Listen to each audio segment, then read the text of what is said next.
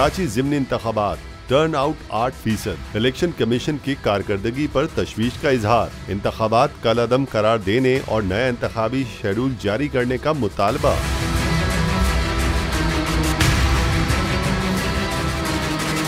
Chairman Tehreek Insaf ने कराची की कौमी असम्बली की नशिस्त NA 240 के इंतखाबात पर अदम इत्मीनान का इजहार करते हुए उन्हें कलअदम करार देने और नया इंतखाबी शेड्यूल जारी करने का मुतालबा किया है। इस्लामाबाद में पार्टी की सियासी कमेटी के इजलास से खिताब में कप्तान ने इलेक्शन कमीशन की कारकर्दगी पर भी तशवीश का इजहार करते हुए इसे मायूस कुन करार दे दिया। उन्होंने कहा कि 8% टर्न आउट अवाम का इंतखाबी अमल से लाताल्लुकी का इजहार है। चेयरमैन PTI ने कहा कि इलेक्शन कमीशन ने डस्का का ज़िमनी इंतखाब 40% टर्न आउट के बावजूद कलअदम करार दिया।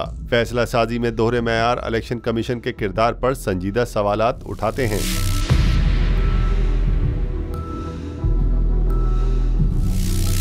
याद रहे कराची के हल्का 240 पर 16 जून को ज़िमनी इंतखाबात हुए थे। इलेक्शन के दौरान बदअमनी का बाजार गर्म रहा। सियासी जमातों के कारकुनान के दरमियान शदीद कशीदगी देखने में आई। फायरिंग के मुतादिद वाकयात भी पेश आए। पाकिस्तान तहरीक लब्बैक के अमीर साद रिजवी समेत सियासी कायदीन भी फायरिंग का निशाना बनने से बाल बाल बचे। हल्के में खौफो हरास का माहौल छाया रहा। सिर्फ इतना ही नहीं बल्कि सियासी कारकुनान के पोलिंग स्टेशन पर मौजूद प्रिजाइडिंग ऑफिसरान से भी झगड़े हुए। जबकि कराची पुलिस के सरबराह जावेद आलम ओडो के मुताबिक फायरिंग और पुरतशद्दुद वाकयात में 4 अफराद जख्मी और 1 जाँ बहक भी हुआ था। इलेक्शन कमीशन के मुताबिक हल्के में पोलिंग का टर्नओवर 8.38% रहा। वाज़ेह रहे इंतखाबात में मुत्तहदा कौमी मूवमेंट पाकिस्तान के उम्मीदवार मोहम्मद अबू बकर इंतखाबात में कामयाब करार पाए थे।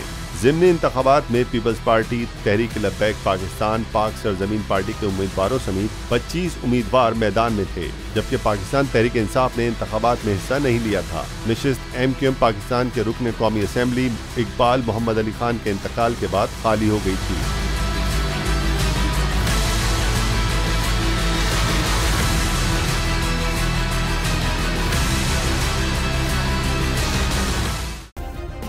सब्सक्राइब करें और बेल दबाएं ताकि कोई खबर रह न जाए।